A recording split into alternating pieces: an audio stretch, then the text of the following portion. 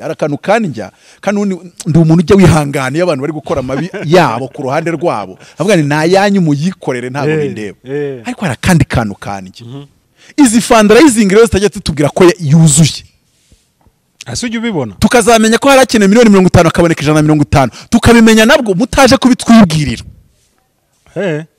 ibi ngibi ayo makuru se niba ari y'urubito wayitanze mamwaye kuri ibi ni escroquerie abantu bahindutse les escroquants reka nkomeze gutya umuntu yapfushije uhamagaye wa mbere ati nta sanduku saa moya za mu gitondo uhamagaye saa 8 ngo nta sanduku kandi hagati aho ngaho hohereje abantu bagera ku 100 kuko nk'ibi bintu byo tuzabyita iki kandi ngereka nkubwire ngi ibintu byose bitarimo karisti ntago njya nkunda kubona ko ntabwo escroc bwazamo ibintu byose bidafite database ibyo rero ntago nge ndibuze kuko ngo mbifate ngo ntacyo bitwaye Kabarira avuga ngo kuri Noheli ngo bose bateraniye mu rugo nanjye ngiye gukora iki we are not brothers abavandimwe suko babana muteranire yo nanjye nzazayo ndi ngenyine ntago wagiyeyo ati muteranire yo nanjye nzazayo ndi ngenyine nuko nta n'ukuntu umuntu abikora yapfuye gabuza abantu kuza kumushyingura ntago mwahagera reka ngaruke gutyo icyo cyo simba mpinjira simba nanahashaka ariko nanone hari ibindi bintu havuga ngo nubwo mba nshaka kureka abantu bagakora ibyo ntemeranya nabo ko bari gukora ariko byibuze iki cyo kirambangamiye kiranabangamiye kirimo regana escroquerie n'ubugegera bukabije ni gutumbwira umuntu afata kamambiri na training na t-shirt akajya gukora ikiganiro agiye mu ntara uyu muntu agakora ikiganiro akiyaranje akagaragaramo ko yambaye utwo twenda ubundi ni mu bigaragara gukora ikiganiro ugaragara kutagaragara ariko bikarangira hari ukuntu ugaragajemo donc urashaka kwigaragaza nk'umuntu uri hambo cyane ntacyo bintwaye yarangiza agasabira umuntu ubufasha wo mu cyaro nta cyaro kigira umuntu utagira agatushe kabiri nimba namukunze wayimugurira uyu muntu agatanga nimero ye ku giti cye ye nkawe hari amakuru mfite yuko hari ubagiye gushakira ubufasha wo mu cyaro haboneka $18 bafata $3,000,000 bazigiriza 2 urumva ko bagiye kuvunjisha bashyiramo n'iza 5 hamwe bakajya bafata ikibandari kiza 2 hano bagashyira ya 5 hano bagashyira ya 5 bakazingaho fimbo kumbi imbere harimo iza 2 n'izigihumbi iki bisekeje abo bantu bakaza guhindukira bakavuga ngo bamutabazi ngo nabescroc ngo nabanyamitwe seriously nta munyamitwe uvuga kuri nkuko mvuga wenda uzanyangira ikindi uzarwanya ibindi nta munyamitwe uvugisha ukuri nkuko mbabwiza umunyamitwe azayigize umwana mwiza umunyamitwe abavuga imvuga ivuga ngo hatagira undeba nabi arabanza gakarikirating ibyo mushaka kumva akabaryoshya kabiri abantu bibwe amamiliyari sindi kuvuga amamiliyoni amamiliyari biciye muri iyi nzira ikimbabaza nuko nyuma baza kuvuga ngo twabivumbe ko twabeshywe nje narabivumbuye mbere ku kise utahise ubibona gereka nkubwira nimba ari ikintu mbona umubeshyi mubona kare live psychology umuntu nkuko na n'urugero y'umuntu akunda kuvuga mu ntero akavugamo gatatu ngo nje ndi umunyakuri njewe nje niwe mubeshya ahubwo umunyakuri ntago bakeneye kubitsindagira cyane kari umunyakuri nje amakuru yo harayo mfite bya neza haje $18,000,000 afate 3 ubwo zimamba yafashe 3 se ariko ikimbo nje ntago ibyo bimbabaza iby'indangaro dahidwa asiza bigabye bari bayamuha ubwabo ninjije nje na prefera kuzuka tubwira ngo mumpe $300,000 100 ndazubakamo inzu 200 nzifashishe inzahuke sha ubu hari abantu ngo bandumiwe ese aracyabaho nanjye narumiwe muvani nuko nanjye narumiwe njye aronzi yagize ibipango 3 ataranashaka umugore karabaye akora kuri YouTube gusa evo we ntuba kuri YouTube oya se kandi mwebwe mwabeshywe mwarindagijwe mukarindagira mukigira intyoza ngo abandi mugaha abescroc butwi birwa bibasira bagenzi babo ku bintu bitanariho Imana irababwira ngo mwirinde izo mbwa cyangwa itumuteguze no muteguze reka abantu ngo basigaye bikundira nibyo basigaye bikundira abantu basigaye bageze ku rwego bigamba karabateguze twibaze ubundi byo tubamo birafatika birumvikana ni gute twisanza haha ni gute twisanza nicyo kibazo ubundi ni gute umuntu atwescroc $300,000 yirwa yambaye amakamambira tubeshya ni gute Tizien mbwira amakuru mufite nanjye nkubwira yonzi nayo natohoje ikibazo cyo no karwaye amaze iminsi rwose kugira ngo wumve urwego Tizien inshuti yanjye ariko ku rwego nsigaye ibintu byose mbanza kubishyiramo ubutasi n'ubunetse naramuhamagaye nshyira kuri video call anyita bari muri bomboni cyetse nimbara abantu bajya gukodesha bomboni bakitaba bayirimo nimumfashe dushimire aba bahanga Relax Life Center. Muri uru rugo n'uwazahaye hava ari injege, bamukorera isuzuma rusange bakareba imikorere y'umubiri, maze abazahajwe na amibe, igifu, umwijima, indwara z'ubuhumekero, ibibazo byo kutuzuza inshingano z'abashakanye, indwara z'imitsi n'izindi, bakazibamururaho bakoresheje inyongeramirire n'ubundi buhanga nka reflexology massage yongera ubwirinzi bw'umubiri ikarinda na stress. Bagukorera imbonerahamwe y'imirire ijyanye n'ikibazo ufite, maze mbere yo kugusezerera ukongera ugakorerwa isuzumwa rusange kugira ngo utahe ntacyo utaka. Uvuye kuri gare ya Kimironko utaragera ku rusengero rwa Foursquare Gospel Church, urabona icyapa cy'ikigo Relax Life Center. Telefone ni 0788302368. Iyi nimero iri no kuri WhatsApp. Yes, reka nanjye ngusuza udukurikiye, ni by'agaciro gakomeye cyane kubugarutse kwa natwe umwanya nk'uyu nguyu. Ndagushimiye kuba warahisemo Isezerano TV. Kuri kamera ndi kumwe na Professor Apôtre Mutabazi. Nishimiye kukwakira Apôtre. Murakoze kunyakira. Uwo abana bagiye ndabona ukeye mu maso. Abana babyihoreye. Ikiganiro umuntu bwumve ndi kuvuga wenda hari hakabi yihangane. Tangira y'amashuri n'ibibazo. Nabonye kaka brag umuntu yarimo avuga ngo turabibutsa akabana bajya kwiga. Gatashyiraho kakaririmbo ngo uyu muntu ankuye muri mudu we ngo mugire ne ngo kubita. Ntago rero biba byoroshye. By'umwihariko reka ntangire nshima. Ndashima mu kiganiro twakoze ubushize cyangwa nambaye umupira. Hari umuntu wakirebye, tuba dufite abakunzi benshi, n'abakunda biri hagati, abakunda cyane, abakunda ntibavuge, n'abarwanya, byose babihari, nta nicyo biba bitwaye. Na Yesu yarafite izo ngeri zose rwose, ibyo kugira ngo atazajya n'umuntu ujya kurwana intambara, ko nabonye urwana intambara kugira ngo bose bamwemere, aragenda akaba umunyamayeri, umunyamanyanga, umunyamitwe, umuntu uvuga ibitari ukuri ku mutima. Kandi bure yareka nkubwire, aho wambwira ibintu bincari ariko ntumbwire ibitari ukuri ku mutima. Kandi ibyo nibyo byeze hano hanze, ngo ni nabyo bituma abantu ngo babibitangaza bagakurikiranwa cyane, ariko ibyo byose nibaza abantu bagena nabyo. So rero uwo muntu ndamushimira yuko twarimo yarimo nganiriza, ambwira ikiganiro ko yagikunze. Hangatse ko abantu bagiye kujya ku ishuri, hati wihagaze mute. Cyane umuntu abonye ugiriye reko burya umuntu ukubaza icyo kintu namaje nese we nta bana ugira, ati naye ndabafite atari ko ngewe ndi kubona ndi kubigeza ku musozo. Nge navuga nti habe namba nta n'igiceri, twari kwa gatanu atawereze mu 40 narambwira ati gerageza ugura amakaye. Imana umuhumugisha. Kandi ndavuga neka nkubwire, hari akeneye 500 yego, ariko siyo ngira kuwa mbere nta n'ibihumbi 10 mfite. Byibuze ubu ngubu najyana abana ku ishuri buri wese afite kimwe cya kabiri cy'amakaye akeneye. Ibisigaye burya iri umunyamugi usigara uri kuyashaka. Buriya nta kintu kiryoha nko kugira ikigo bakubwira ngo wazaba yatanga, niyo bakongezaho ukwezi cyabiri. Atupfa kuba bitazagera mu kizami batarayatanga, ariko uzi ikigo bavuga ngo agomba kuza afite bordero. Ntabwo byoroshye. Ahubwo se henshi bugusanga ariko bimeze. Reka rero ntangire nshima yuko umuntu yabashe gutuma mbipfundikanya bigapfundikika. Imana imuha umugisha kandi ikomeze isubizaho aba yakuye. Nge agira kwizera mu mutima kuvuga ngo muri 500 abonyemo 40 mba nizera ko nandi burya ya mbere niyo yabagoye. Ariko burya icyo cya mbere kibaye, ejo wongeraho kandi kantu, ejo bundi ukongeraho kandi kantu, ukasanga bya bintu byose abana basabwa birabonetse. So ariko n'urwa bose. Impamvu mvuze ngo ndamushimiye nuko mu gihe cy'itangira ry'abana umuntu guha amafaranga, uyu muntu kabisa nijuru abari ku marembo y'ijuru. Kuko umuntu mu gihe cy'itangira ry'abana uvuga ngo mfasha amafaranga yanjye ndayaguhaye, uyu muntu uzavuga uti ufite umutima w'Imana kabisa, ufite wa mutima wari muri Kristo. So rero ndamushimiye. Kandi kugira ngo icyo nanakiveho, abandi ntago mvuze ngo ndabagaye. Oya, ibyo burya ikintu cyo gutanga umuntu aricara kumva kimujemo ku rwego yumva yagishyira mu bikorwa. Ni benshi kinazamo, ni na benshi bumva ijwi akarininira, ntageze kuri the end point yo gukora igikorwa mu buryo bumwe. Ari wumvise ijwi, hari ubyumvishe mu mutima we, yego, ntabigeze ku mwisho.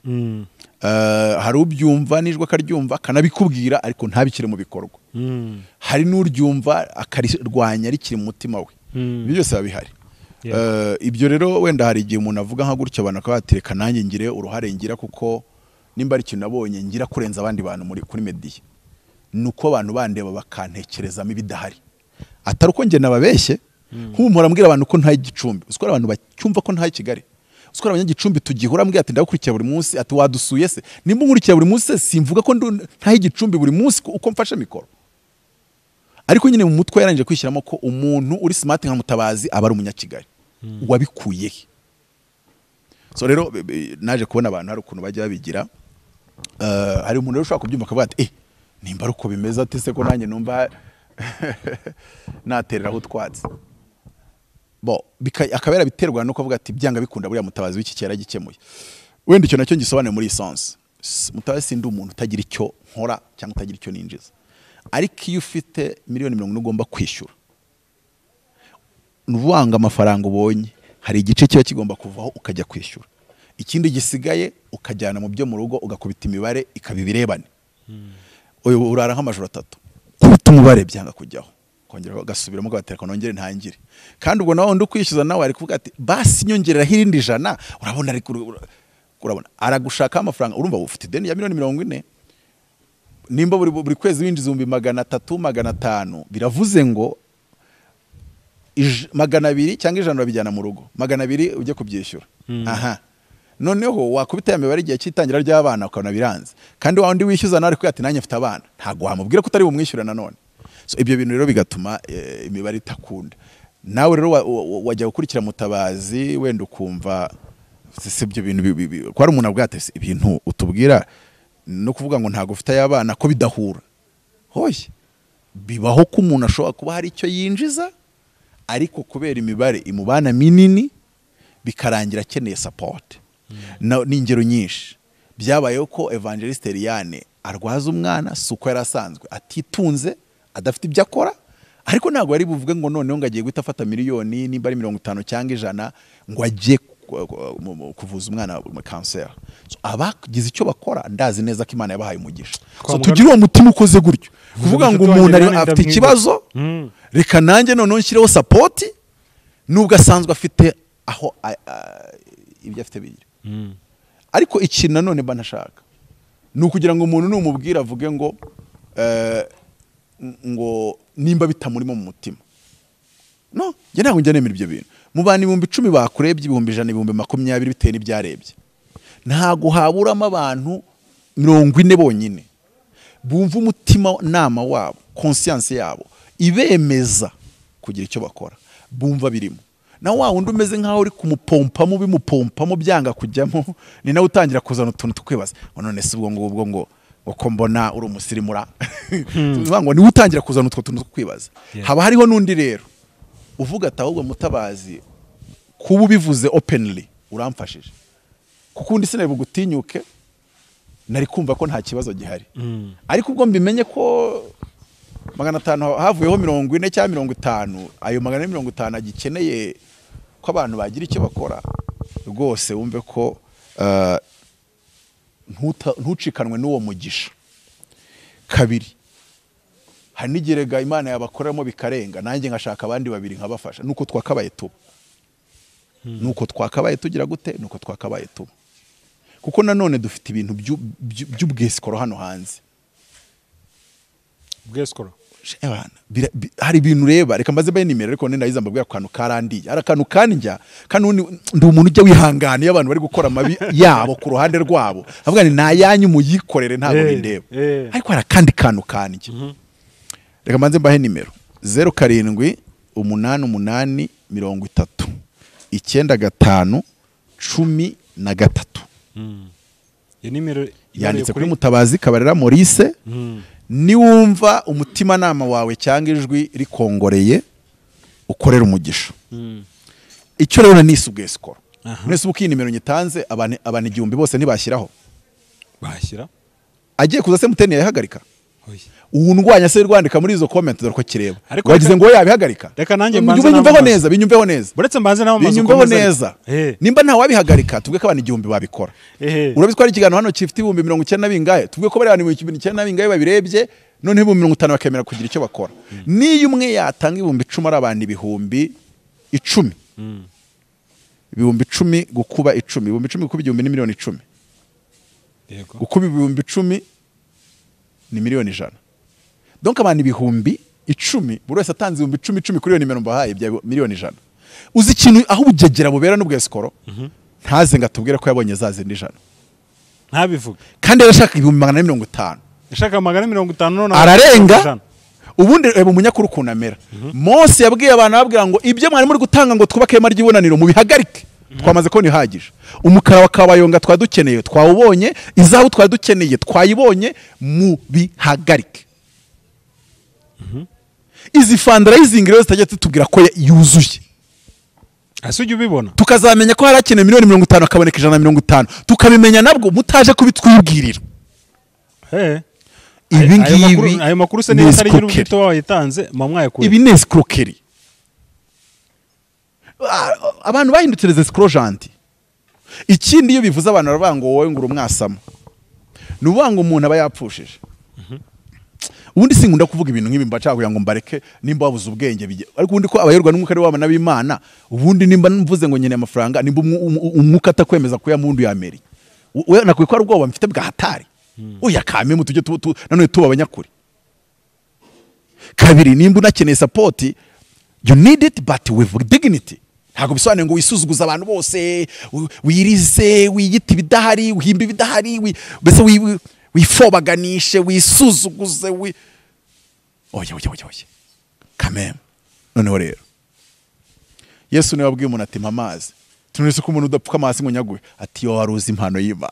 Ukamenya no gusabya amazi wariwe. Nwango nkushaka kwereka ngo wishaka ko nisuzuguza kuko ugiye kumpa ayo mazi. Reka nkomeze gutya. Umuntu yapfushije. Uhamagaye wa mbere ati nta sanduku. Saa moya za mu gitondo. Uhamagaye saa 8 ngo nta sanduku kandi hagati aho ngaho hohereje abantu bagera ku 100. Kuko nk'ibi bintu byo tuzabyita iki? Ese Apôtre ibi bintu uri kuvuga ubundi abantu bagira ESCROC bakagigeza no mu rupfu bakayigeza no mu kuzimu. Sinzi ukuntu ibi bintu tuzabihagarika. Kabiri sinzi ukuntu kandi gereka nkubwire ngi ibintu byose bitarimo Kristo ntago njya nkunda kubona ko ntabwo ESCROC bwazamo. Ibintu byose bidafite database, ibintu byose udashobora kunyereka liste ngo dore abantu batanze amafaranga ngaba cyangwa bango liste y'abatanze irahari, umuntu ushaka ko nyimuha wese watanze aze kunyandikira nyimuhe. Icyo gihe ni handi umuntu ashobora kujya akareba nimba izina rye ririho, yariburaho akamenya ko amubeshye. Okay, wumva atari interesse no kurebaho akabyihorera. Ibyo burya ntago abantu twese duteye kimwe. Ariko ibi bintu byo gutanga nimero ntutubwire umubare w'amafaranga akenewe, ntuzanagaruke kutubwira ayabonetse, nabyo birimo ikibazo.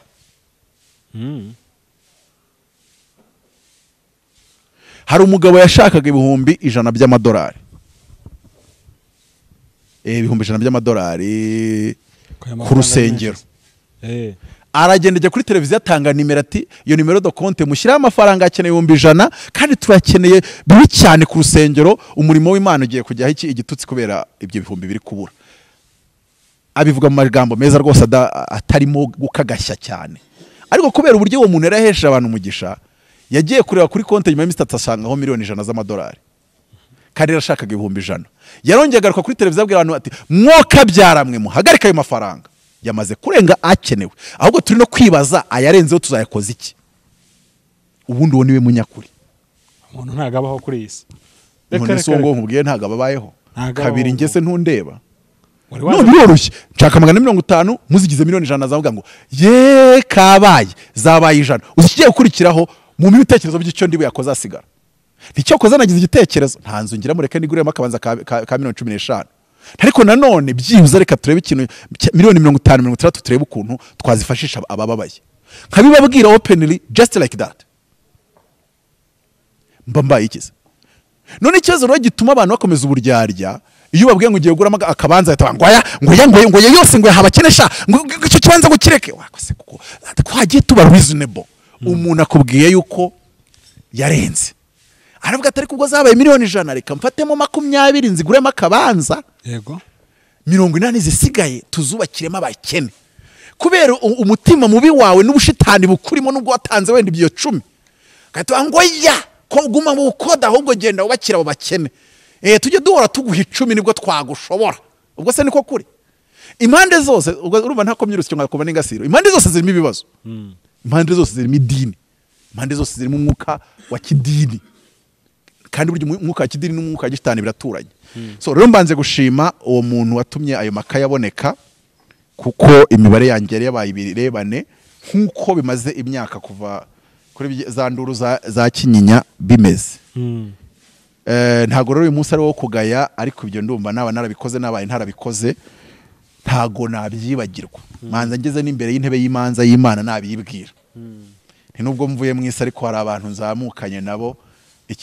the unfinished business yego Kinyinya hari ikibazo cy'ibumagana 20 ntago wambwira yuko habuza abantu bagifata amaboko yabo se yaje kwishyurwa yaje kwishyurwa principe yangira iroroshye iyo nkoze biriya muri miliyoni 40 ngomba kwishyura nkwishyurira uwanyuma hari probability yo kuzishyurwa muri 2037 kabiri nanashyira havuka wa miliyoni 3 kaburana tukongera tukabura kandi umuntu ahita gusugura umuntu w'Imana wari wavuze ibintu byiza none ngo twawukunze ngo none oya nge kimwe ntazabacyo sinzabi n'icyarye ni Imana imbwiye ibintu nkumva ntabyumva ndabwira ni wa Mana ibyo bintu mbwiye simbyumva ntabyo ndabwira abanyarwanda kuko simbyumva ntabwo ndi umuntu nabi ibintu byose ariko sinabi n'icyarye iyo nkubwiye ikintu nacyo cyo kiri mu mutima wanjye ku bya Kinyinya abantu narabagaye famiye Kabarira narayigaye nayo warayigaye none se 2020 hari cyo babikoze wenda ngwambwiye ati none uzayabone witonze ugende gake gake gutya na gutya okay twese ko babyise planka they didn't even call me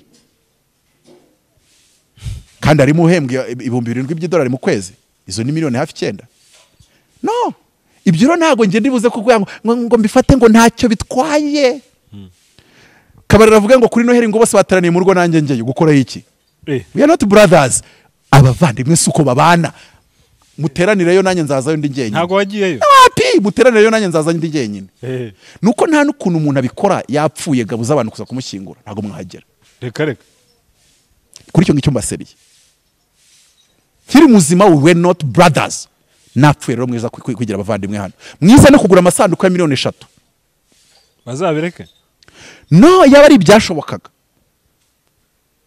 nonge nkeneye kujya kwiga Michigan nkeneye $42 n'amadolari 437 ntago you don't show up kugira ngo aboneke namenye ko yapfuye muteranyije miliyoni 100 zikora iki ese uri muteranyirije nde ko nge nagiye no se nta busize support the dreams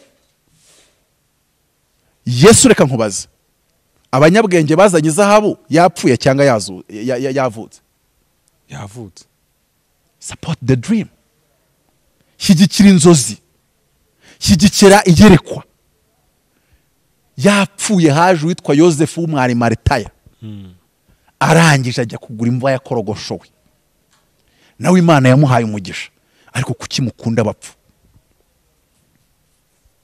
musapotinga ibintu bimeze nkaho sinzi ko nabyita ariko ubwo n'Imana izabafasha iyo mitekerereze ikagenda ihinduka nge kubwanjye mba numva itari sawa ariko nanone habarimo byinshi hari gihe wenda abantu bavuga bati ntawamenya hari gihe bavuga bati Apôtre harimo ibintu byagiye bikubabaza cyane ku buryo uvuga uti ibintu ko wabivuze rwose wumva utishimye hari ibintu ubona ukavuga uti oya hari ibintu biba bitari sawa ibi nibyo byinshi byose wabibonye mu rusengero nyine ndi kwereka ngo nahereye ku cyambere nimba mbabwiye yuko nari nkeneye 500 umuntu akibwiriza akazana 40 ayo 460 kaba nabahaye akanimero ngo nihagira umuntu ufatwa n'ibyafasho wampaye 40 kuko sinzi ibyari byo ariko namwe murumva ko ari ibintu bitagatifu nawe aze gukora icyo agomba gukora niturangiza twigire mu kiganiro ariko nkababwira nanone byaba ari ubweskoro mwese mukizeho mugashyiraho bikaba miliyoni 100 nkagenda nkahita nguramo amazi 3 ntanaje kubibabwira sha kabiri ko bagusapotinze kuko ufite crise wowe umaze kubona crise irangiye kuzura kuki utagiye gushaka abandi nabo bafite crise nka 3 da ntago mvuze ngo utagira n'ibyawe ukora ku ruhande ariko hari ubundi hari ikintu twita the law and the spirit of the law itegeko noneho n'umwuka w'iryo tegeko cyangwa se filozofi y'iryo tegeko. Nimba abantu baguhaye kubwo kusapotinga kuko imibare yabaye birebane, ukabona birarenze amafaranga ararenze bikabije, nawe shaka abandi byabaye birebane, nawe nurangiza nabo ubabera umugisha.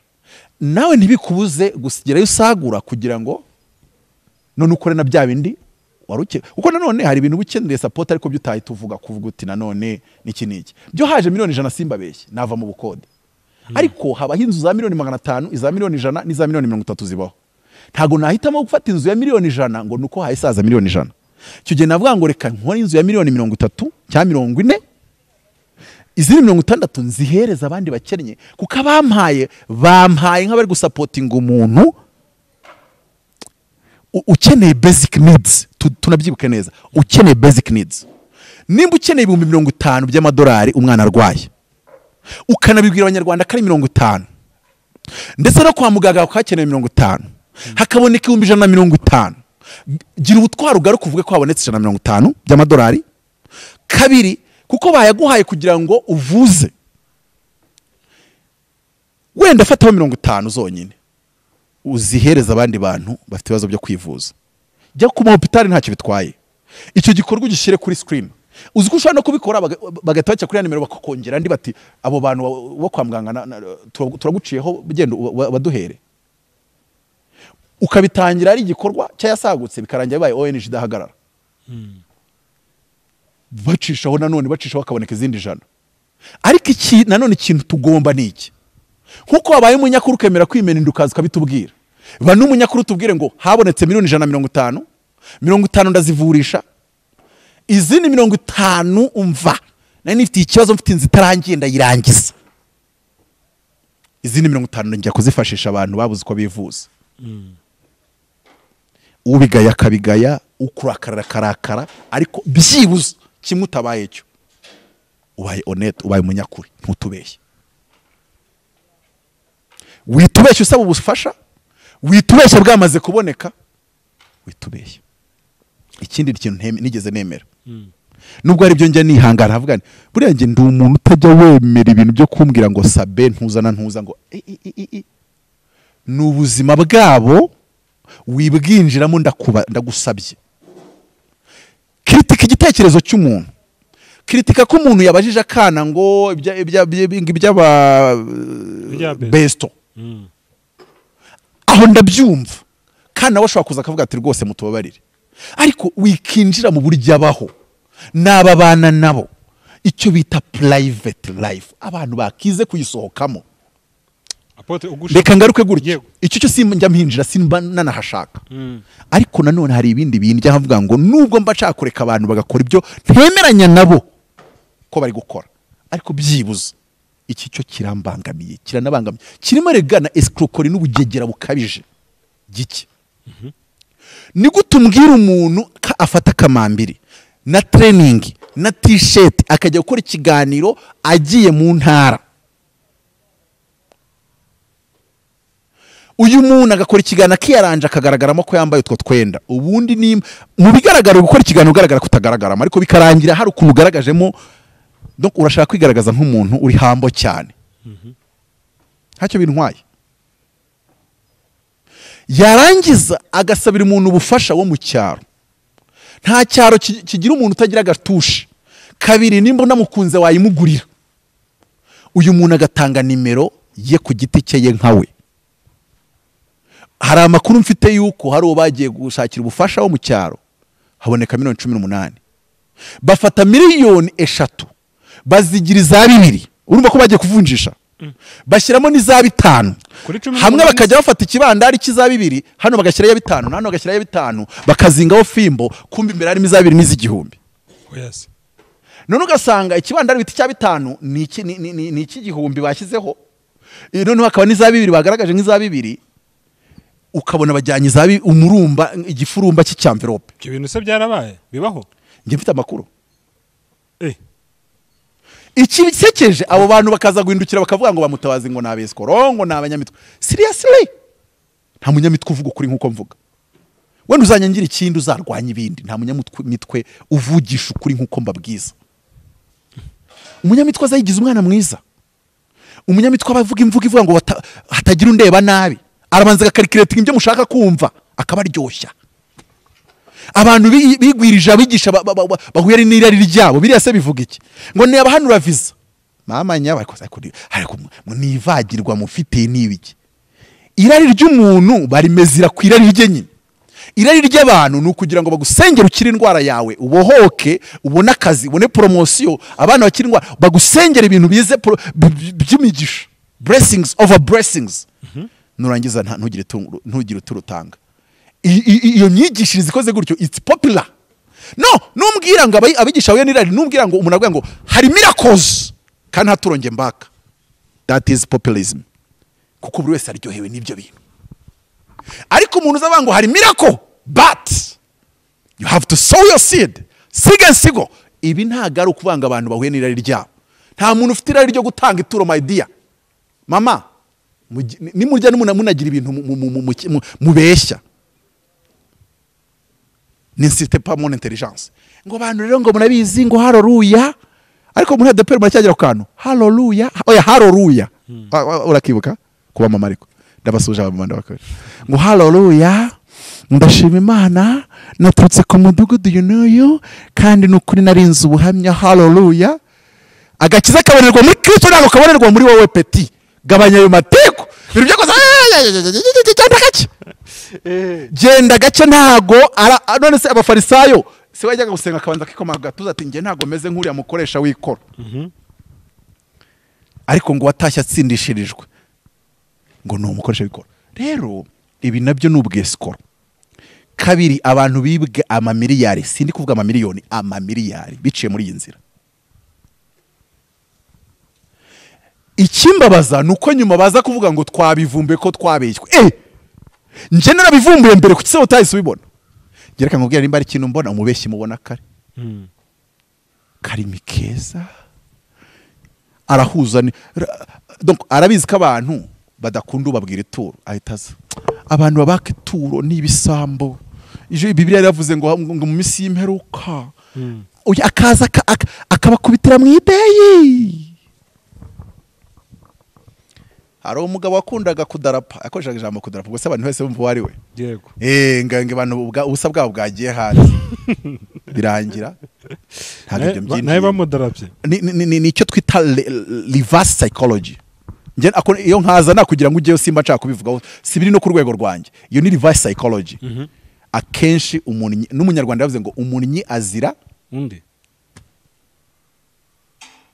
Reverse psychology umuntu nkuko na n'urugero y'umuntu akunda kuvuga mu ntero akavugamo gatatu ngo ngende umunyakuri, njewe niwe mubeshya ahubwo. Umunyakuri ntago abakeneye kubitsindagira cyane kari umunyakuri. He does not need it. That's true. Rero aba bantu bakabikora agashyiraho nimero y'abandi. Nje amakuru yo harayo mfite bya neza. Haje 18 afate 3. Ubwo zimamba afashe 3 se? Nukubera yuko hari umwe wari wohereje 2. Ujyanye rero ari munsi yazazi nde 2, wa undi wohereje 3 abari wohereje 2. Abariziye, abari maso ategereje kukufata. Atavuga ati none yasanze ari 3 aravuga ubwo nohereje 2 ni ngewe uzi gukorera umugisha, abandi bohereje 1 ubwo nayo yabonetse. 15 daro ventre kandi akazindukaje kwita abantu ibisambo. Nicyo kinazindukana kibanza kiza ngo twebwe murabe umuntu amafaranga tuyajyana muyareba ngo ntimwabibonye ESCROC. Ariko ikimbo nge ntabwo ibyo bimbabaza, iby'indangaro dahidwa asiza bigabye bari abayamuha ubwabo ninjije. Nge na prefera kuzuka tubwira ngo mumpe miliyoni 300 100 ndazubakamo inzu 200 nzifashishe inzahuke sha nzifashisha aba bana ayo bago, ariko ukababwira ukuri with all the details. Kuba rero batayaguha birasobanura ngo nabo ubwabo ni ba mafene, ugomba kubabeshya kuko mumeze nkaho harimwe mwempozinga abantu bavugira kuri zibikoro kubabeshya. Mumeze nka rimwe mubempozinga, murempoza abantu kuvuga ku busa bw'abandi na privacy z'abandi kuko ngari byo birebwa. Iyo ababazaga bakabivuga nk'urugero, abantu bajyaga bavuga ibintu ngo bavuye kuzima babihimba, ntawe ukibihimba ko bitakirebwa. Iyo ibintu bitakirebwa abantu bareka no kubikora no kubivuga.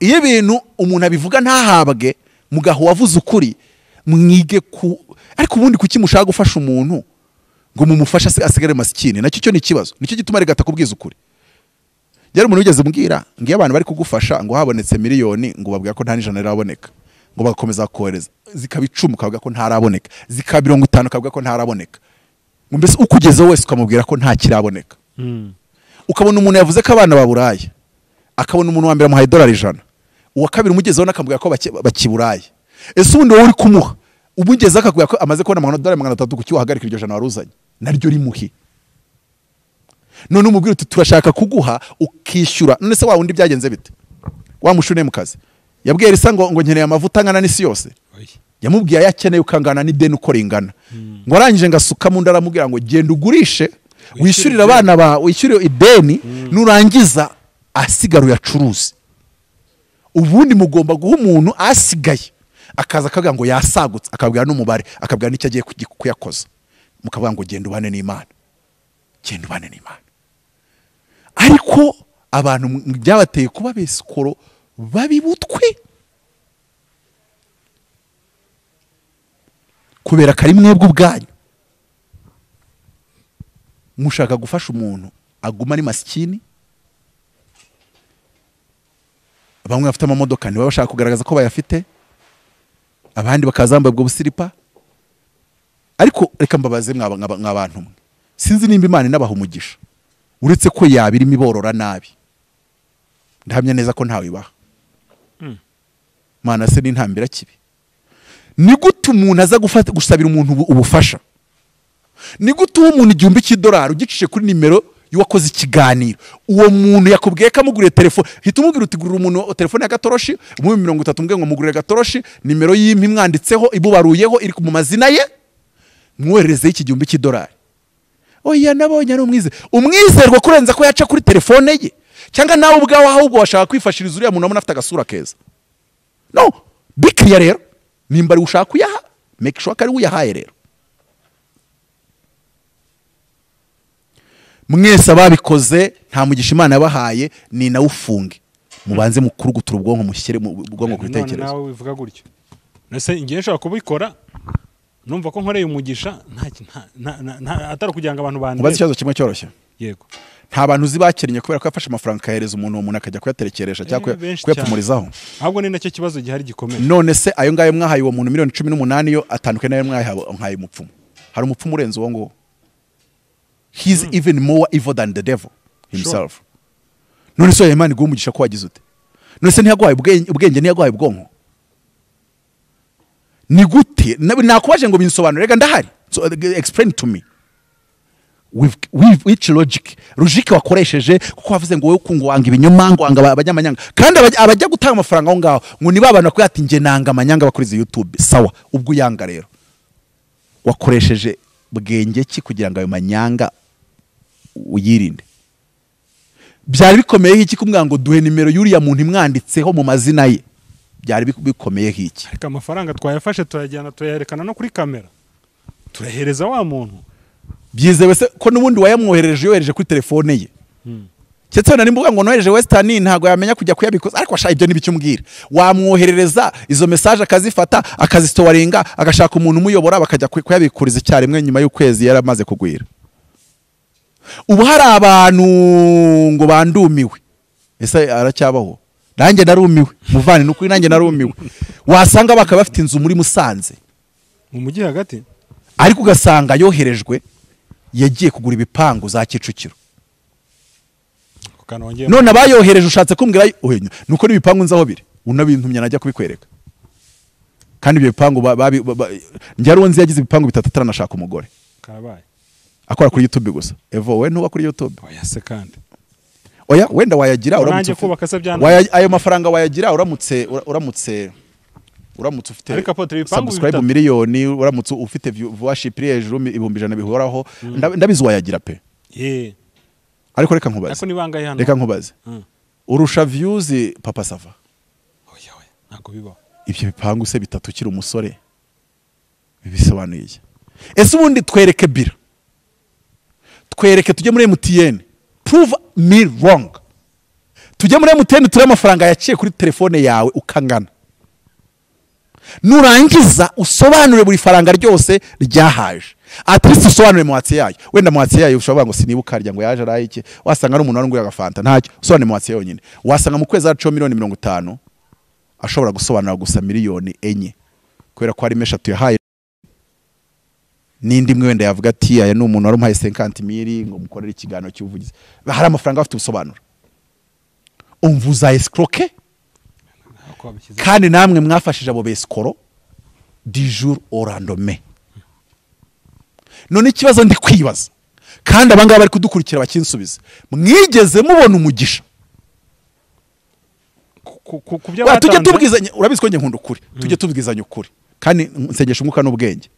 Wowe igihe wabitangaga, iyo ukurikiye ibyakurikiyeho nyuma yaho wabonye Imana ifungura imiryango iguhundagaho za umugisha, uburaho ubukwirwa. Karya jambo rivuga ngo nimubingeragereshe biri nango sima murebe yuko ntazaba ngo muraho imigisha kaburaho muyikwiza. Nta mugisha babonye?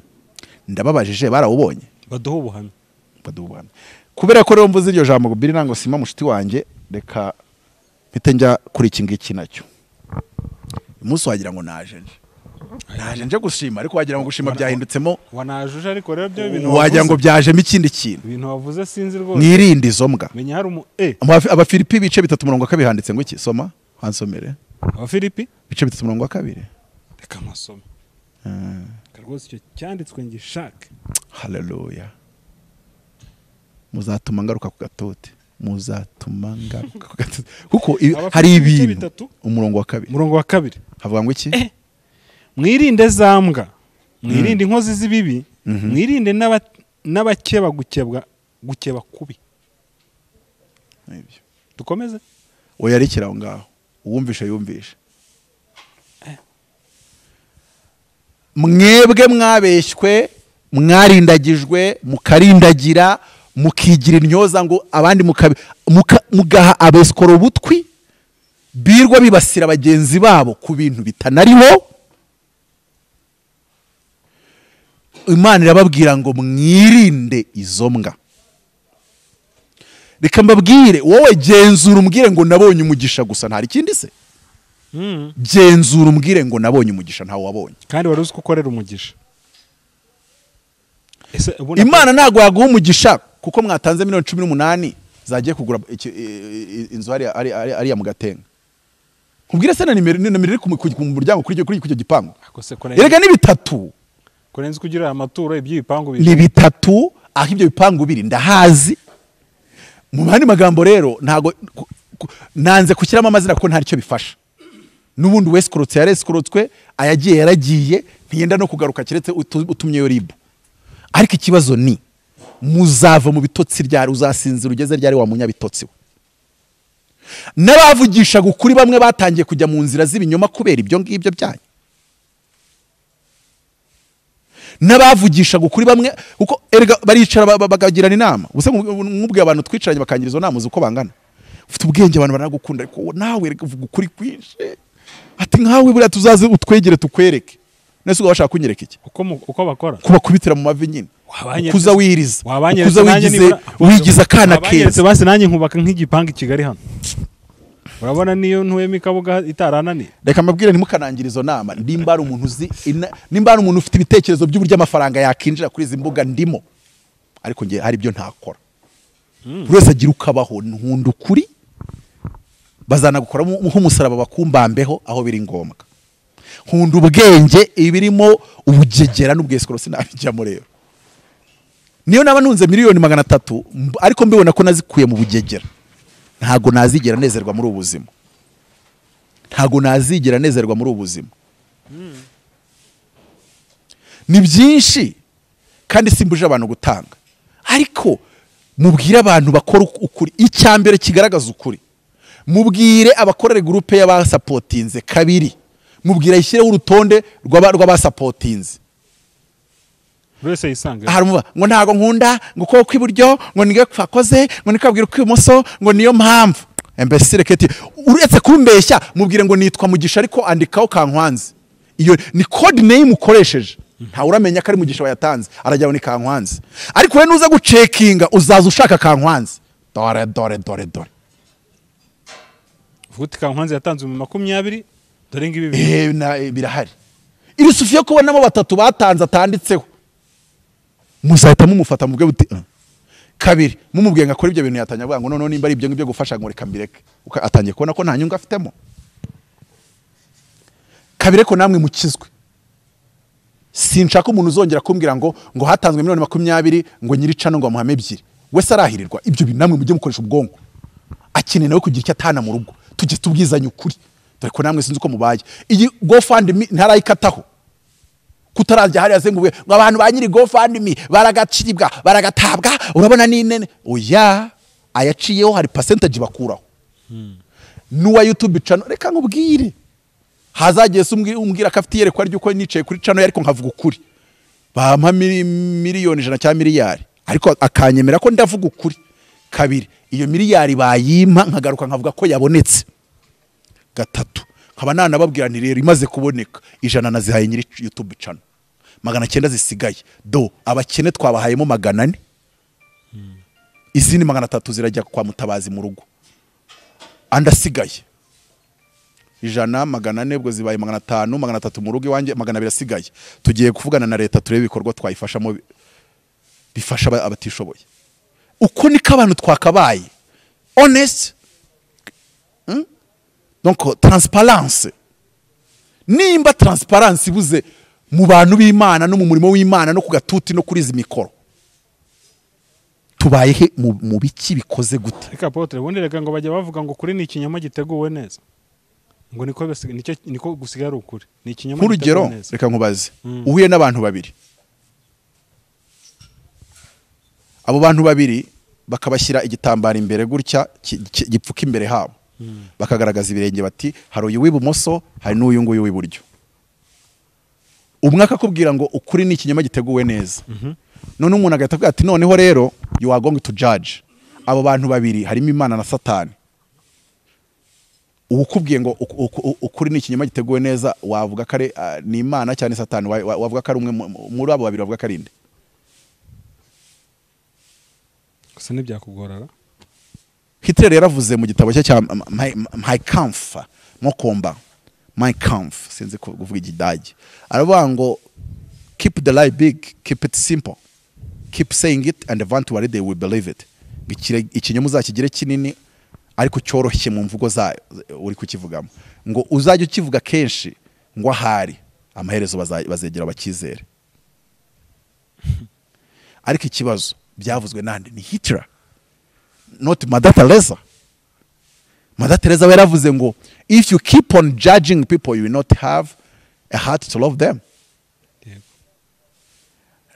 Iyo umuntu avuze ngo ukuri ni ikinyoma cyateguwe none se uragira ngo mpindukire mwita umunyakuri noneho cyangwa mwita umuteguzi rega no umuteguzi rega abantu ngo basigaye bikundira nibyo basigaye bikundira abantu basigaye bageze ku rwego bigamba kara bateguzi genda tegura ese muri iriya audio ya authentique wawundi uvuze ngo umuteguzi no authentique kuko nari maze iminsi nkoze ikiganiro kivuga ngo iki ngiryo gweje urabyibuka none se agize ngo ubundi autorité nk'iya Apôtre Mutabazi yagukomojeho negative wagize ngo biraguhira none se ninde wundi nakomojeho negative bikamuhira kugira ngo wowe wa kabiri Imana ni nziza so icyo ngicyo kibe kigiye ku ruhande rwacyo wenda urambaza n'ibindi ariko reka ntangira itangazo ndiye gukora ikintu bita prise de conscience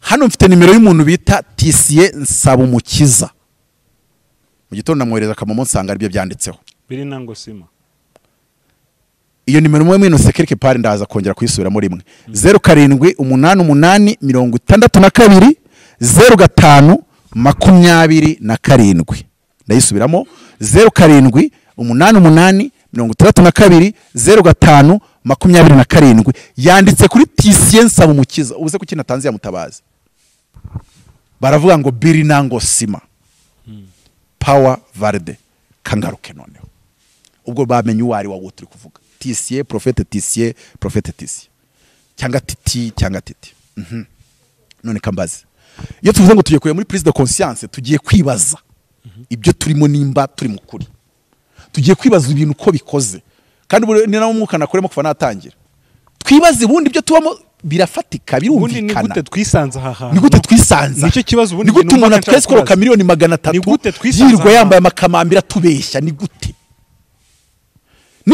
gute bimeze bite bikoze gute ubundi kagaruka mubivuga ngo yari inkuru ibintu njyewe nzi muri 2019 ha na 2020 kandi zi YouTube itangiye kwamamara 2018 ntago ari kera yeah niba ngo byatangiye from before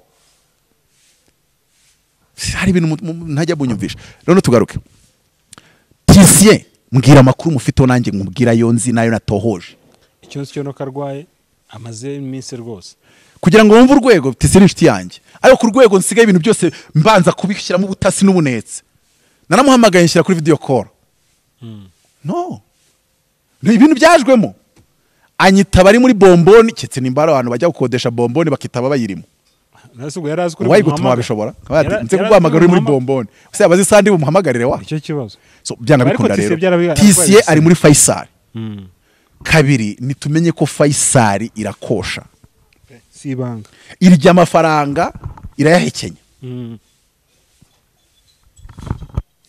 gatatu ntago ari we washyize imbaraga mu kujya Faisal kubera ko ari umuderi wowe mbwira amakuru ufite rayina kubira mfite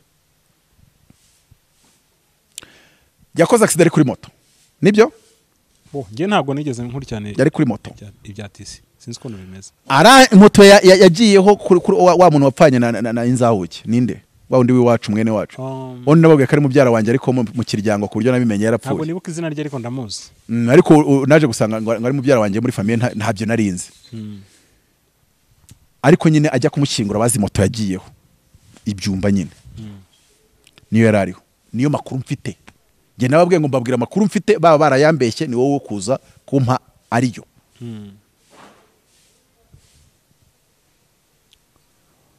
kabiri ngo imodoka imukubise agwa ahantu abanza n'imbaraga tuza n'imbara ikintumbaze ngo bamujyana i Masaka bamuvana i Masaka bamuzana i Kanombe babona bimeze nabi Kanombe nibo bafashe umwanzuro wo kumujyana Faisal ayo niyo makuru mfite byari byagora amaze y'amezi abiri uretse ko kuva yajyayo hacemo igihe gito yatangiye ngiye kujya nyandika ama message ko mfite nimero ye pe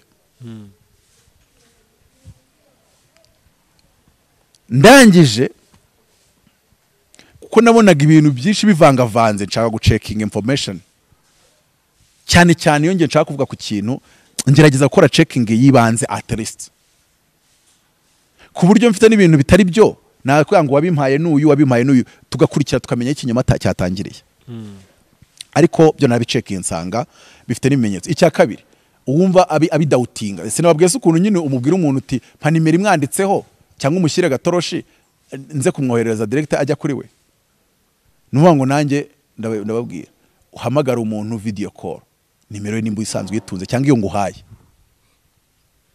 nakwitaba ukabona nakwitabiye mu isoko ibyo byo tuzareba uburyo tubikurikirana kabiri nushaka kuvuga uti ndayavunjisha nyagize cash ufata inzira ujye Faisal ureba umudamu we ahuragarukira ibitaro bikwemera kugarukira kubera kari muri source intensive urunguru kurebe yo cyangwa se simbizi uko byamera kose I want people to check but do something ibintu byo nabonye abantu baza babivugaho bikarangira gute ko sindamenya ibintu bibaze gute sindamenya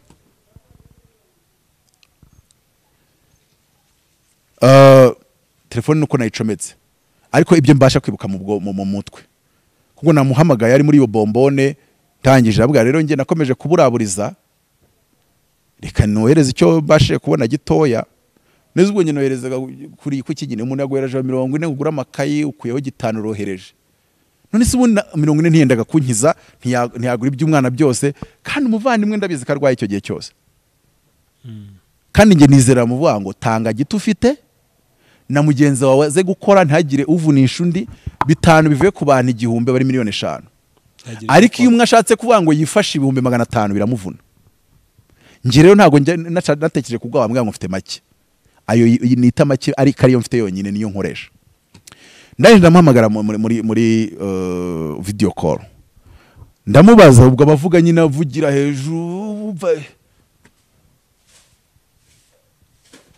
ndamubaza se bene so kuki batigeze bakugeraho, byagenze gute, bihagaze gute? Arambwira ati umutima warabyimbye. Okay, sindi umuganga, nimba umutima ubyimbye ibisobanuro byabyo ngo menye ibyo ari byo.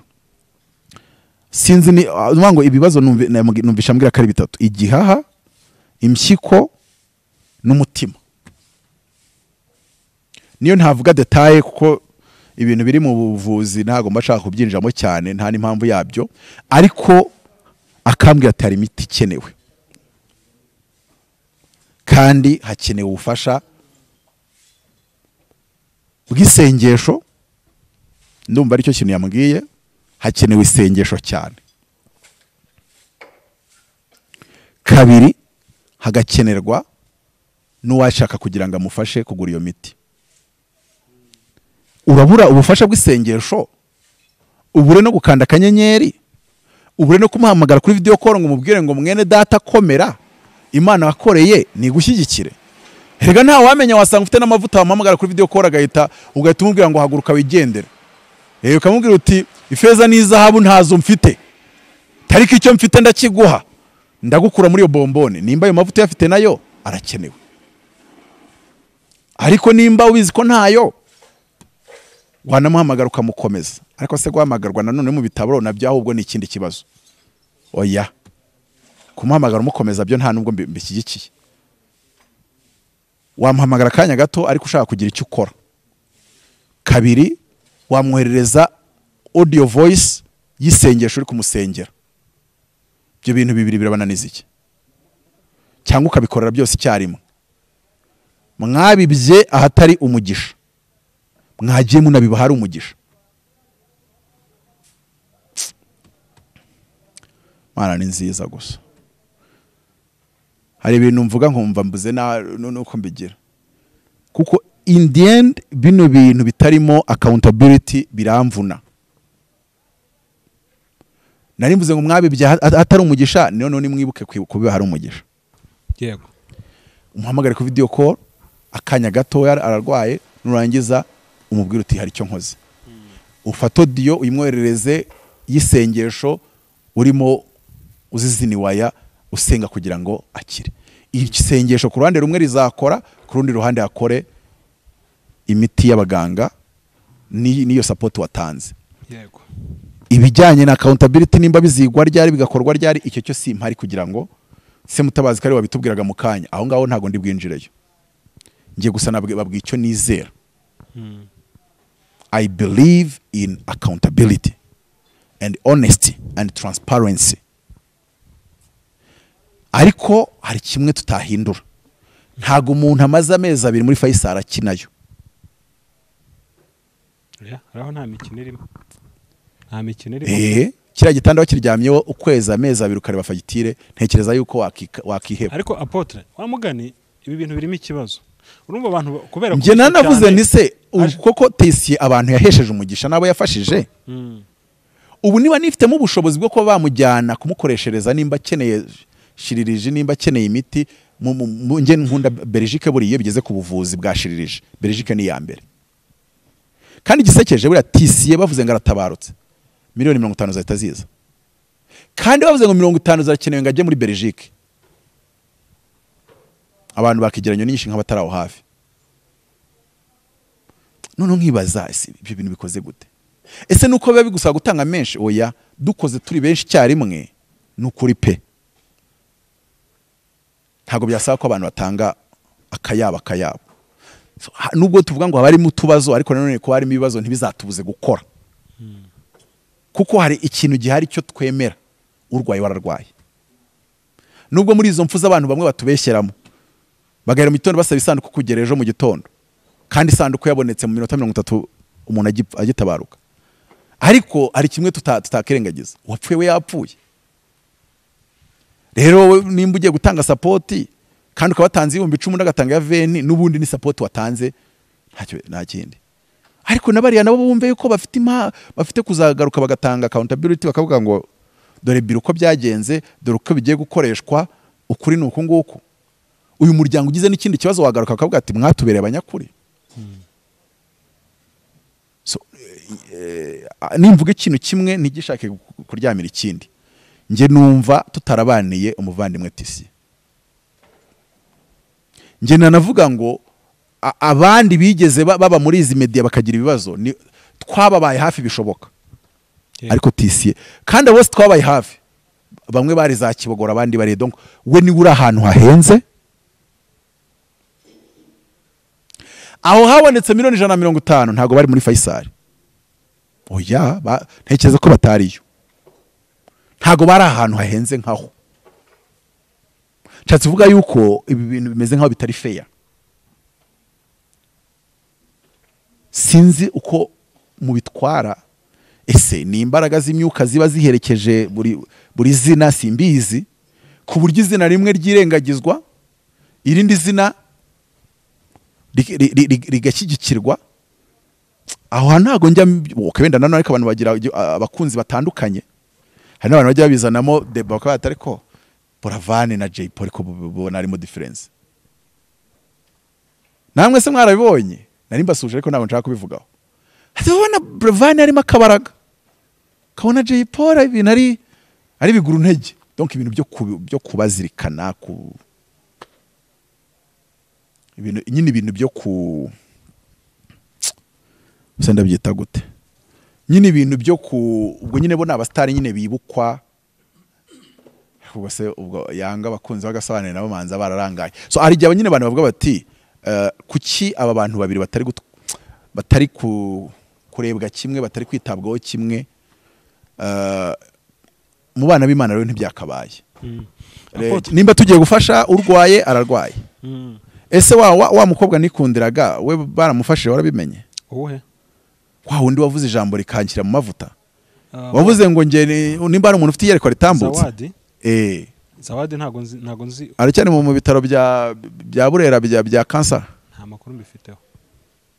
Mperuka bavuga bati Mutabariza cancer bamutabaza bashyizeho nimero ya Zawadi bari bashyize yande. Zawadi shaka yaragiyeho hagiye hiye birashoboka yanditse kuri Zawadi. Ndumva ariko so aho ngaho buryo hamaze kujya nimero ya nyiri gutabarizwa mba ntangiye gutuza umutima. Ariko iyo byabaye ibindi buryo nibwo ntangira kuvuga ngo ntago ndi kubyumva neza. So ariko icyo nshaka kuvuga nuko nimba abantu aza kavuga ugafashwa, ejo akavuga ugafashwa, najya mu kibazo uzagira ikintu ukora pe. Kandi nge nababwiye ngo ibyo muteganya kuzakora narapfuye muzabikore, nge kwiga Michigan nimfa mukandeka mu muhanda bazatwika kuri hopitali wasanga iyo tekinoloji yaraje. Nge nta kibazo naba mbifite. So magambo make nta uri umushyingura, nta mpamvu yo kuza kunkorera ibihenze. Ngewe bihenze mbikeneye njya Michigan. Nubu utaragize rero icyo bikoraho byibuza tuzanabyubahane muvuge ngo ntacyo nabikozeho, ariko uzanamfashe nimfa unandeke. Ureke kuza kubeshya urukundo wankundaga napfuye. So ni ibyo ngibyo Tisiye nongere ninsubiremo nimero ye nubwo nayivuze kandi banasubiza inyuma bakayumva, ariko tubikore nko kuri radio nkaha hari biba byatambutse bitari bugaruke. Ndifuza yuko abantu bongera kwisuzuma kubitekerezaho.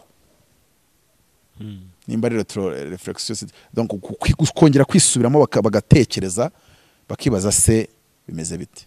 Nkuko nshaka no kwandika uvuga uti nge narabikoze, mfite n'abagenzi banjye babikoze, nge ndi kuvugana n'abantu bazi ko batabikoze. Nimba abazabikora muzamubwira namwe akabaha rwa rutonde kwa kuri nababwiye kugira ngo habeho gukurikirana ibyabyo neza. Simbizi cyane ko mbibabwira sinari mbategetse ngo mubyemere, nabivuze a titre éducative advisory context. So reka rero mvuge ngo twihangane dufashe uyu muvandimwe kugira ngo abashe kuva Faisal ari muzima, tutazisanga turimo turira twagiye kumushyingura ngo kandi nukuri bagatanya kuduhamya ngo yabuze amafaranga y'imiti ngo kandi ngo nukuri ngo ubuse kuki batatubwiye ngo tuyegeranye. Ugasanga umuntu yabuze amafaranga wenda make ntazi ukangana, ntago nabyinjiyemo, ariko nanone mukatanga ku byinshuro 10 yapfuye. Ntago icyo tukifuza. Kabiri, simpamya ko icyari cyo cyazana umugisha. Gatatu, ahari ubutumvisha aya magambo mvuze wari kuzavuga ngo ntabyo wumvisha. noneho ubu yayumvishe nimba ntacyo wakoze kandi yaragiye aguhesha umugisha mu bihe bitandukanye urabizi uriyizi uriyumva rero kora icyo ugomba gukora ese ubu niko tuvuga ko turi n'abanyamwuka ubundi byibuze warasenze ubaza Imana wumva ntago yemeje umutima wawe kumushyigikira rimwe na rimwe tujye tunavuga ngo wenda nkabira bivuga ngo mutabazi mutekerezanya tuve ku by'umuntekerezaho wiyita umunyamwuka kurenza mutabazi biroroshye byibuze warasenze ubaza Imana ibya mutabazi urayibaza ngo bigende bite abakozi b'Imana bose bari mu Rwanda abantu bose nayesheje umugisha mu ijambo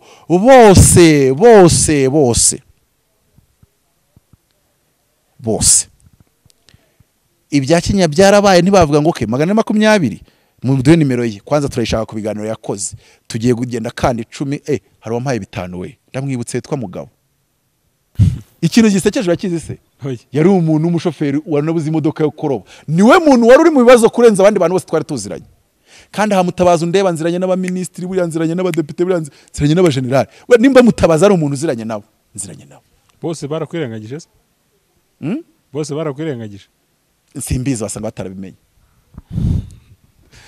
yego aha Apôtre tanga nimero za tisi dusoza reka kugira ngo ikigano kitaza no kurambirana abantu kitaba kirekire batabibonye ariko reka tuze gusoza umbaje nko kubibazo none bigaruka kuri sere twavuze hanini kubufasha n'ubwo ESCROC bubera kuri izi mbuga nimero ya tisi nsaba umukiza niyo amazina yanditseho ni 0788 0527 kandi akanyenyeri umushyiriraho riba 1000 biba 10 biba 100 uko umwama gushoboza mvuze miliyoni mwarakara ndavuze ngo uko umwama gushoboza uko umwuka w'Imana kuyobora uko ubushobozi Imana yaguhaye buri kandi bungana kuko ijambo rivuga ngo ntawe utanga icyo adafite nukuri mugire wa mutima ari muri Kristo kandi n'abashoboye kumusengera mu musengere ariko se urananirwa gusengera umuvandimwe unanirwe no kumukandira akanyenyeri nurangiza ejo mu gitondo uzambwire ngo wamukundaga napfurire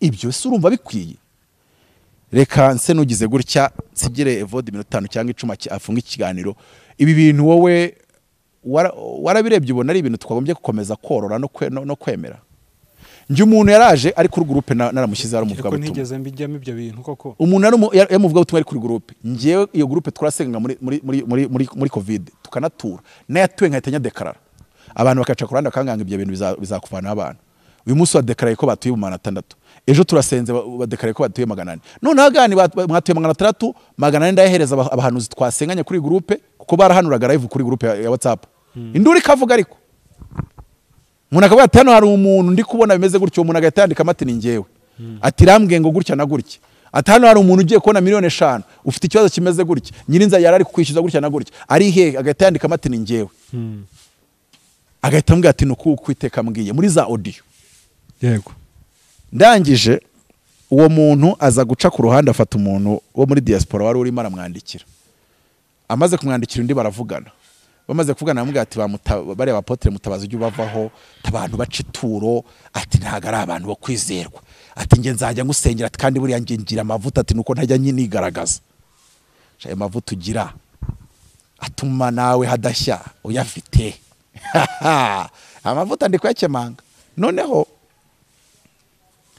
aranje kwimubwira undi arabyihorera ejo ahita amubwira ngo ukuntu bamusoye mu nzu wa mu mama ahita anyandikira arambwira ngo umuntu yaje akunteranya ambwira gutya sintinze mu gitondo ahita ambwira ko bamusoye mu nzu agezemo amezi 2 ubwo ari kubimbwira nk'ukeneye yuko mwishyura 50 aya mezi 2 n'ibihumbi 100 noneho kandi we yaje ambwira ngo urumva ngo bari yarakubwira ati ohereza ituro nshatse kwereka uburyo ibi bintu by'ubwesika abantu bashatse babicikaho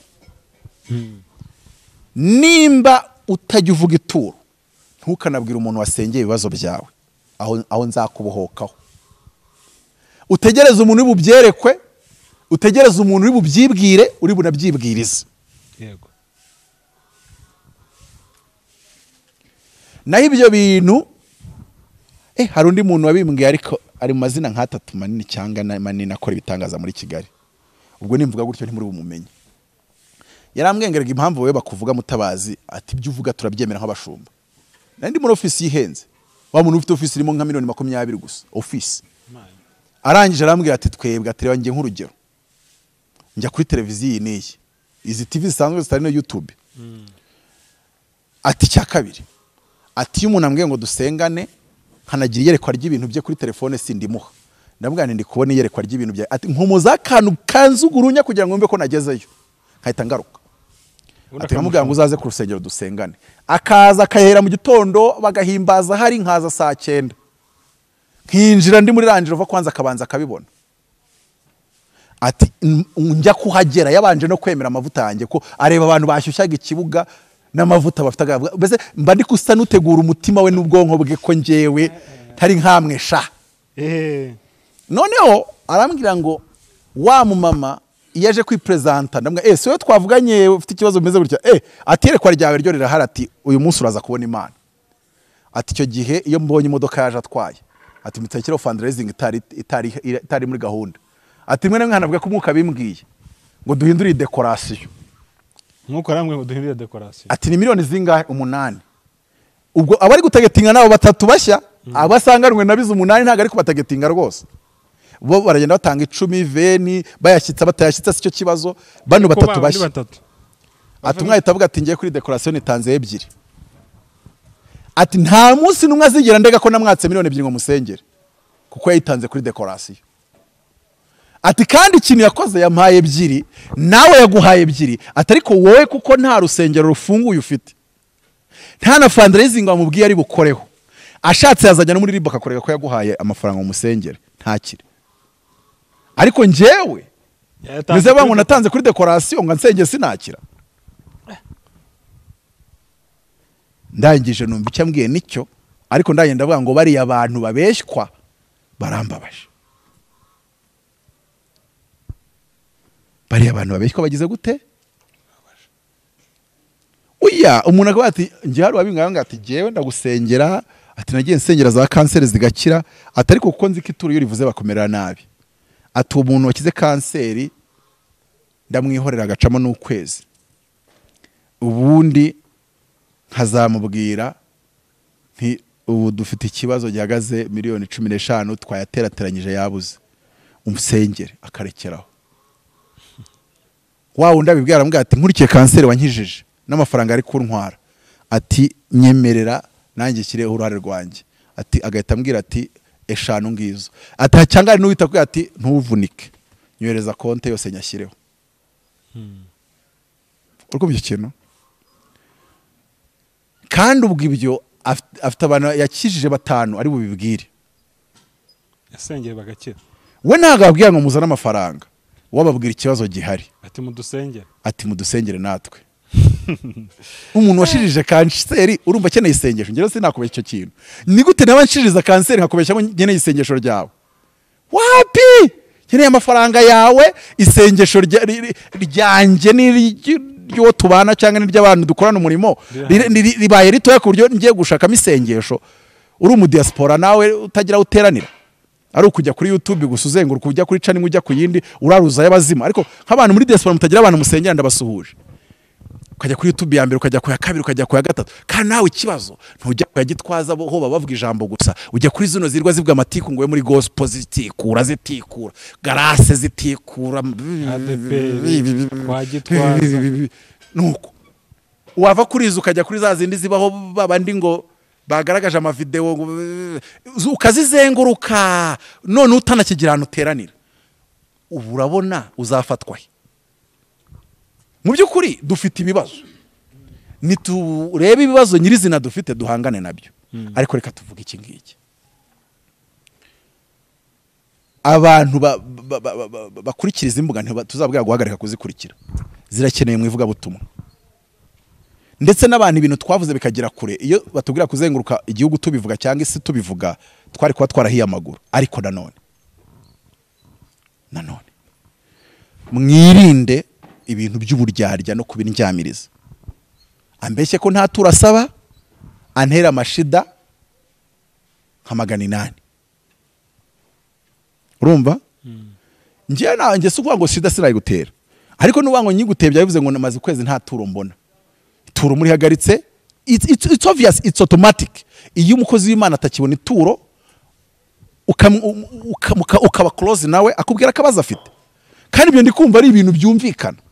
Ahubwo wenda ikibazo cyaba yuko naza hano nkaguhakanira, kandi maze kuvuga ngo iby'amashuri birakeneye amaboko, ubwo n'uwango njya hangaragaje yuko at least nanakubwiye ngo tanga support, mbivuga amazina yabyo kandi nakubwira ko bikenewe. Ntago nza ngo nkujijishe, no nje nkwereka ituro ni ngombwa, Bibiliya iritegeka, ariko warinyimye nkaba nkeneye kugira icyo nkora kandi kinsaba ubushobozi. Burya ntago abana b'Imana cyangwa se y'amari y'Imana rabanga mukomange muzakingurirwa, musaye muzahabwa, mushake muzaronka. Iyo washatse nturonke ushobora kujya no mu kirere cya saba uzahabwa, kandi icyo nacyo kidakunze wavuga utereka nkomange bankingurira. Mu by'ukuri ibi bintu nge simvuze ngo bicike, ndetse nanavuga ngo ahubwo abantu baradohotse kandi bidakwiye. Ariko icyo nashaka nuko abantu batureba mu bwonko, njyewe ujye wicarana n'abo bantu barimo bavuga uburyo babigenza, muntera agahinda kubera yuko kandi ubwo babanyize iciro ry'imigani, ngerega wowe ngo ntago bira bintu bya byakora uvugisha kuri kungana kuriye, agasa n'umuntu mbese unyereka we uburyo bitekinika. Nabireba nkumva ngiriye agahinda umuntu ubeshywa muri ubwo buryo, kandi abo bantu bamubeshya akabita batagatifu n'abana beza. Kabiri, nge nkabona ibyo bintu abakora ubwabyo bigaragaramo ko ari umunyabinyoma. None nkibaza kuki bariya abantu bo batigeze babibona kandi byarigaragazaga. Mu by'ukuri ibi bintu tubayemo twabibanyemo ukuri no gukorera mu mucyo. Kabiri, mwe mutanga mwaretse gusunikira abantu mu kinyoma. Umuntu nimba avuze ko ashonje, mumwohereje akabona miliyoni 5 akaguramo agapariseri, akaba agize n'iyerekwa ry'uko yazagira inzu, byabatwara iki? Ariko nyine agomba kuza, ndashonje, miliyoni n'igice kaboneka akayishyira hariya. Uzi ko hari n'abantu akomeza kwambara umwenda umwe nka biriya byabansabi, ariko bari abona abakomediye ni kariyeri, nabari abantu uza bamitsutsu nawe, ariko akabikomeza ari umutumishi. Yamaze kugira miliyoni n'igice kuri konte, ariko aragomeza azane ubushati bucuyutse, kuko naze yambaye agakositimu gashya. Uzahano yambara kositimu nshya ni igihe wayimuguriye, kavuga ati niyo nkuguriye, akaba ati rero ntayambaye kandi kana kariyo yanguriye, aho yabibonamo ko ibyo bintu namwe ubwanyu mwabigizemo uruhare. Rwose ni mu buhoke, ufashije umuntu abashaka kugira ngo atere imbere. Nimba yavuze ko ashaka ibiryo ukamuha 100,000, ariko kubera ko abantu benshi bakozweho urese 100 bika miliyoni 6, mwihangane kugira ngo mumufashe kuba umunyakuri, abe ashobora kuba yagiramo akenda. So nitwihangane, hari ibyo Imana tugaya n'ubwenge bugaragaza yuko butemeranya natwe, tubihindure dukomeze dukorera Imana. Gutanga bihesha umugisha kuruta guhabwa. Iryo jambo nta uzarihindura, na isi yakuzuramo abeskoro, YouTube ikabamo abanyamitwe n'ingegera nkuko koko biri. Ariko kimwe cyo umunyakuri wese azi, Imana nayo izi kandi yemeza. Abantu benshi mwabibye mu mirima itera, mwabibye ku kara, ku rutare, abandi mwabibye mu mifatangwe. Nimba ushobora guhama umuntu miliyoni 30 nguri gufasha ngo nimba ari ngo bandumiwe hakamugera 3, ibyo kandi mu kubikora bikabigaragara yuko ashobora kubona ukuri kwabyo, nta mugishura aho ngaho. Wenda mpine kigano cyabaye kirekire, ariko mvuge ngo twikosore. Utanga besha umugisha, twige gukorera umugisha. Umugisha ukorere ku muturanyi, ukorere ku mukene muhuye, ukorere ku mukozi w'Imana. Ikindi tureka abakozi b'Imana bavuga ukuri. Nta muntu wigeze arwanya ituro aciye muri Bibiliya. Benshi bacaga muri logique zabo na conscience zabo n'iby'idini ryabo ryabigishije. Hari imirongo myinshi igira ikivuga ku byituro. ariko mwahisemo kumva abantu. Nk'urugero, umuntu iyo atari umwigisha akaza agasenya ituro nawe kubera aravuga ibihura n'irari ryawe, usanzwe wumva ritagatanzwe. Iki ngiki ntagira ntakivuze nicyo nsorezaho. Evo, ni gute abakozi b'Imana babita ESCROC nta n'ufite pariseri? Umwesikoro arangwa nuko afite imitungo atasobanura yayikuye. Abo bakozi b'Imana mwita ESCROC bo kuri YouTube ni bangahe bafite pariseri, bafite n'inzu zabo muri Kigali? Ni bangahe? Iyo utinyutse ukita Apôtre Mutabazi umwesikoro n'iyibyumba mba mu nyikodesha, mu by'ukuri uba wumva nugera imbere y'intebe y'imanza y'Imana uzayibwira ngo buryo ubwo nitaga Apôtre Mutabazi umwesikoro nari mukuri? Umwesikoro papa yubaka Kibagabaga, umwesikoro yubaka kwirebero, umwesikoro agira ibipangu bitatu nk'ubona babwiraga kandi muramuzi namwe. Ubu kamambiri bubi. Ibyo bintu rero nimukazajye. Umuntu ashaka kwera kubabaje uraza kumubwira mu gihe. Oya yarambabaje. Oya nijya azagira ibyaho nkabyukira umunsi nkaza muvuga. Reka. Uburyo urwego yambabajeho n'imyaka yabikoze. Ariko impamvu nazaza kumuvuga izina nuko nabonye bamuvumbuye. Baramuvumbuye baramuvumbukana ntiriwe nza kubivuga. Ariko urabizi ko ngewe ntacyo njya nikopa naza ariko nkakuvuga buriya. Apôtre reka dusoreza ahangaha kandi oya nk'uwo munsi yafataga miliyoni 18 agatanga 3 nari ngiye kuza kubivuga ko icyo gihe nabwo narabagaga. Ariko ndihangana ndavuga nanone se ndi umuntu utagira spirit yo gusenya undi muntu. Nasenya ukuntu ukora ibintu, nasenya ibitekerezo byawe, nasenya ibyo ukora bidakwiye, ariko mba numva ntifuza kugusenya wowe nka wowe. Ariko hari imirongo itukura warenga. Reka mpinira aho ngaho, ubwo nawe niyiyumva yiyimbire, kuko next time nshobora kuzaza mvuga izina rye kandi ntacyo wantwara. Mu bantu waza guhabya buriya muri iyi mihanda abantu nigeze bwa abantu ndi general ku munwa, mu bantu waza ukabanga ugiye kubahabya ntago wampabye.